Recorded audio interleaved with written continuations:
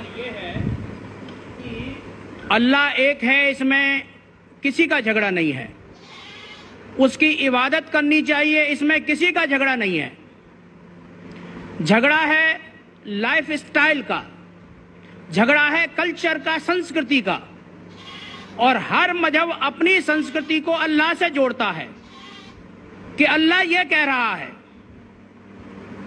کیا اللہ ٹائم پر نئی نئی باتیں کہتا ہے، یا پرانے ٹائم میں جو کچھ کہہ دیا گیا ہے وہی سچ ہے، یا آگے فیوچر میں کچھ اور نئی باتیں بھی کہے گا؟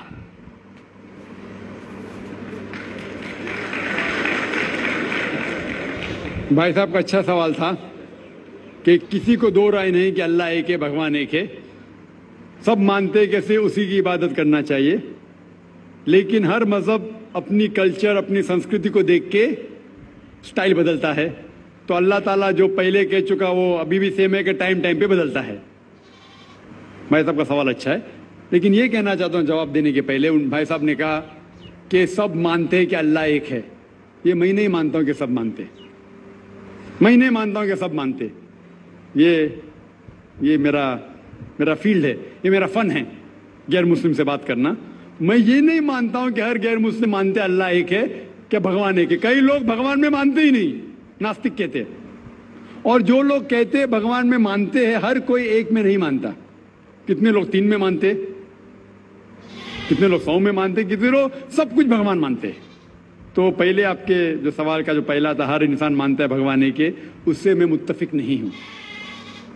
دوسری چیز کہ سب ایک ہی بھگوان، ایک ہی ایشور کو پوجتے ہیں، کی عبادت کرتے، یہ بھی میں نہیں مانتا ہوں۔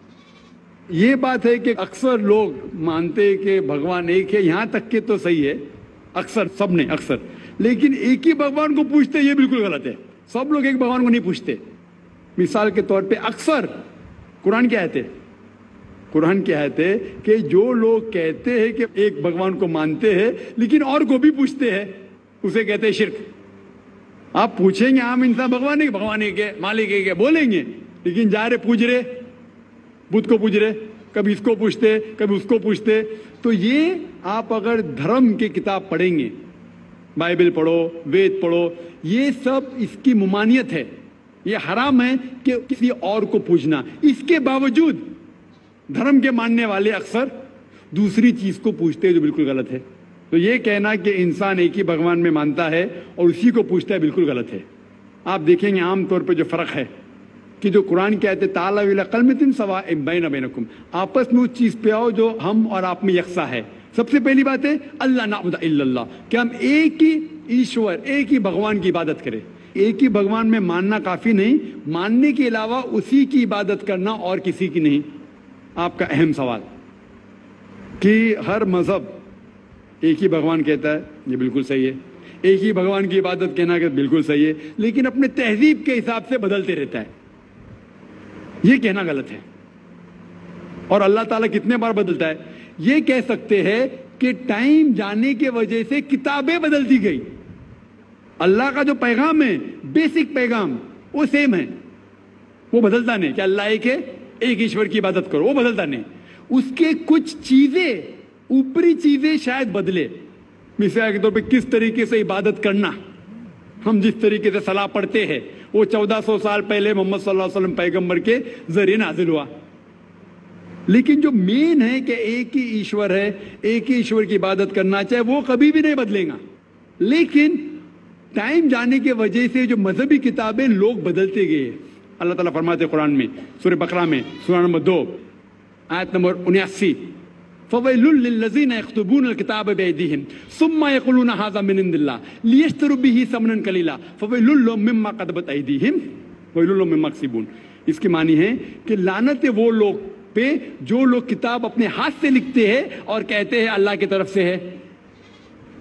لعنت ہے ان کے اوپر جو کماتے ہیں، اور لعنت ہے ان کے ہاتھ کے اوپر۔ تو اللہ تعالیٰ فرماتے ہیں کہ کتابیں بدلی گئی ہے۔ تو جتنے مذہبی کتابیں ہیں آج کی تاریخ میں، ساری قرآن مجید کو چھوڑ کے، ولیم مور ایک کرٹک ہے، اسلام کے خلاف کتاب لکھتا ہے، بہت شدت سے اسلام کے خلاف ہے، ان نے لکھی تھی 200 سال پہلے کہ شاید ایک ہی مذہبی کتاب ہے جو پوری پاک ہے 1200 سال تک کے، وہ ہے قرآن. تو ایک ہی کتاب جو محفوظ ہے. کیوں؟ اللہ سبحانہ و تعالیٰ کہتے ہیں قرآن میں سورہ ہجر میں سورہ نمبر 15 آیت نمبر 9 میں کہ میں نے قرآن نازل کیا ہے اور میں اس کی حفاظت کروں گا. جتنے پہلے کتابیں آئے وہ وقت کے حساب سے بدل دیے، اور اللہ سبحانہ و تعالیٰ نے اسے محفوظ رکھنے کی ضرورت سمجھا ہی نہیں. کیوں؟ کیونکہ جتنے پیغمبر محمد صلی اللہ علیہ وسلم کے پہلے آئے وہ پیغمبر صرف اپنی قوم کے لیے آئے اور کچھ وقت کے لیے آئے، تا قیامت تک نہیں. عیسیٰ علیہ السلام صرف یہود کے لیے آئے، موسیٰ علیہ السلام اس وقت کے لیے آئے. جتنے پیغمبر آئے اپنی قوم کے لیے آئے اور کچھ محدود وقت کے لیے آئے، ایک قوم کے لیے آئے. لیکن محمد صلی اللہ علیہ وسلم آخری پیغمبر صرف مسلم یا صرف عربوں کے لیے نہیں آئے، ساری انسانیت کے لیے آئے. اور جو کلام ان کے ذریعے نازل ہوا اللہ سبحانہ قرآن، وہ صرف مسلم کے لیے نہیں اور صرف. Assalamu alaikum wa rahmatullahi wa barakatuh. This is an urgent emergency appeal for our brothers and sisters in Gaza tonight. They urgently need our help. The situation is devastating.